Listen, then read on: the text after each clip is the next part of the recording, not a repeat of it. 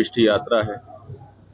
गौ माता के प्राणों और प्रतिष्ठा की रक्षा के लिए निकली हुई है और अपार जन समर्थन इस यात्रा को मिल रहा है। हम जहाँ भी जा रहे हैं, जिसको भी पता चल रहा है, दौड़ करके आ रहा है और एक ही संकल्प व्यक्त कर रहा है कि हम किसी भी दशा में गाय को पशु मानने को तैयार नहीं है। गाय तो हमारी माता है। सरकारों ने लंबे समय से गाय को पशु घोषित कर रखा है, जो कि उचित नहीं है। इसलिए हम चाहते हैं कि पशु सूची से हटा करके उनको माता के रूप में दर्ज किया जाए।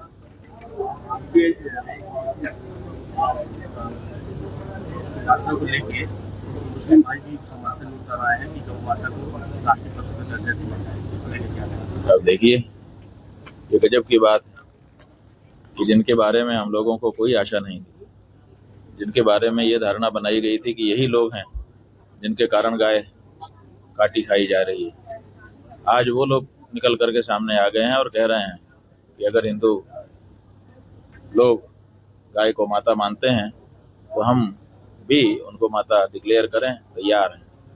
इतना खुल करके भारत में कभी भी मुसलमानों ने बात नहीं कही। इसका मतलब है कि उनको भी बात अपील कर रही है और दूसरी पार्टियां भी इस बारे में कोई विरोध नहीं कर रही हैं। ऐसा सुंदर अवसर है, लेकिन गजब की बात है कि इतने सुंदर अवसर को भी जो इस समय की सरकारें हैं वो लाभ इसका नहीं ले रही हैं। अभी भी वो गाय को पशु ही घोषित किए हुए हैं, माता कहने को तैयार नहीं।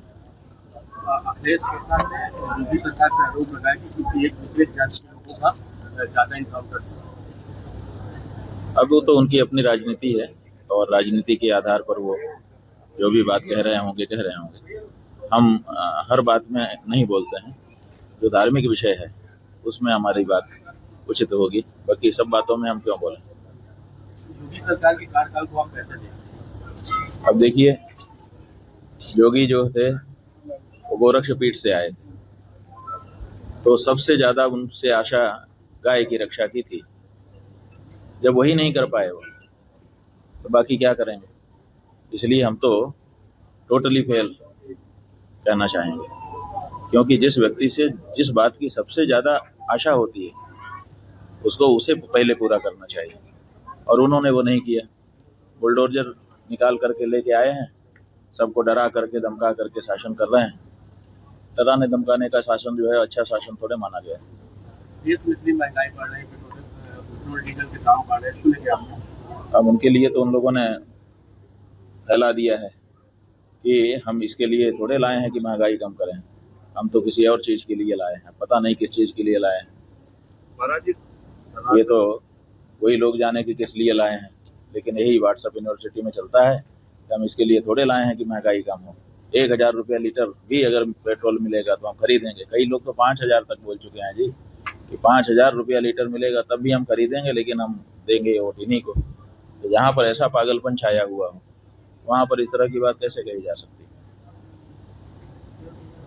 महाराज जी, सनातन धर्म को लेके समय समय पर लगातार विवाद और बहस हो रही है, इसके पीछे आपको क्या लगता है? इसके पीछे कुछ नहीं है। ये सत्य सनातन धर्म जो है ये लोगों को मनमाना करने से रोकता है। इसमें रोकने टोकने की क्षमता है। ये कहता है कि गलत मत करो। बाकी जो धर्म है वो कहते हैं कि आप गलत भी करोगे तो कोई बात नहीं है, पहले ही हमारे अमुक पुरुष ने आप सब के पापों का प्रायश्चित कर लिया है। तो जब पहले ही प्रायश्चित हमारे पाप का हो गया तो हमें पाप करने में कोई दिक्कत नहीं है। तो लेकिन सनातन धर्म ये नहीं कहता है। सनातन धर्म कहता है जो करेगा सो भरेगा, इसलिए तुम ही इसके उत्तरदायी होगे। तो जो मनमाना करने वाली प्रजा है वो चाहती है कि सनातन धर्म नष्ट हो जाए ताकि हमको कोई रोके टोके ना। इसीलिए ये षड्यंत्र निरंतर हो रहे हैं। धर्म पे राजनीति बढ़ रही है, बढ़े, हमें कोई बाधा नहीं, लेकिन धर्म को तो ना घटाए। आप हमारा लाभ ले लीजिए, लेकिन हमें क्षति तो मत पहुंचाइए। आप जब हमारा लाभ लेते हुए हमें क्षति पहुंचाने लगते हैं तब हमें आपत्ति होती है। कोई धर्म का लाभ ले ले, धर्म तो लाभ देने के लिए ही है, सबको लाभ दे रहा है।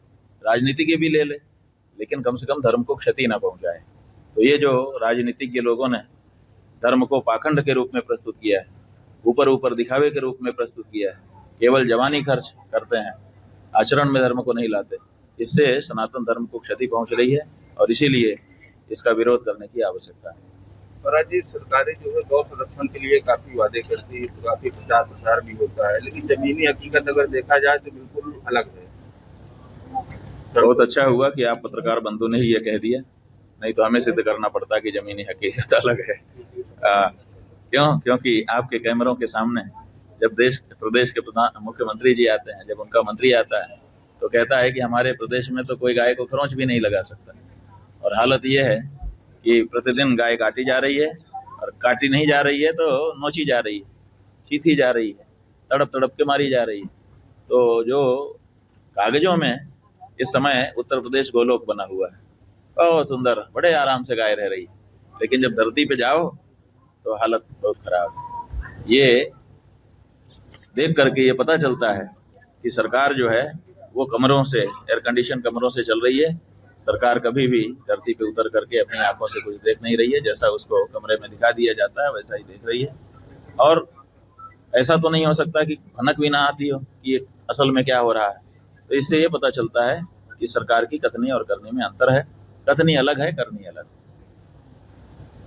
महाराज जी, तो क्या होगा, धीरे धीरे जो नैतिकता है वो समाप्त होती जाएगी। अगर नैतिकता समाप्त हो गई तो क्या होगा, घर में बहन भाई सुरक्षित रहेंगे? बताइए, भाई प्यार से रह सकेंगे? बूढ़े माता पिता जीवन यापन कर सकेंगे? अगर ये नैतिकता है जिसके कारण सब सुरक्षित हैं, कोई किसी को नहीं छू रहा है, जवान भाई बहन एक घर में रहते हैं, नैतिकता ही तो है जो उनको पतन से बचाती है। अगर इसको आप नहीं प्रमोशन देंगे, इसको आप बढ़ाएंगे नहीं, तो क्या होगा आगे? पशुता आ जाएगी समाज में और पशुवत जीवन लोगों का हो जाएगा। इसलिए इस बारे में तो सोचने की जरूरत है।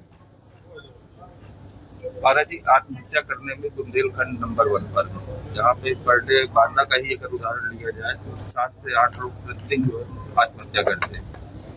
ऐसे में बुंदेलखंड के युवाओं के लिए क्या संदेश आप देंगे? बात यह है कि आप कह रहे हैं, हम सुन रहे हैं, लेकिन हम मानने को तैयार नहीं। ये हत्या है, आत्महत्या नहीं है। आत्महत्या वो होती है जो व्यक्ति खुद करता है, और हत्या वो होती है जिसमें उसको मरने के लिए मजबूर किया जाता है। तो यहाँ पर ऐसी परिस्थितियां बना दी गई हैं जिससे यहाँ का व्यक्ति मरने के लिए मजबूर है। इसलिए ये हत्या है और ये हत्याएं रुकनी चाहिए।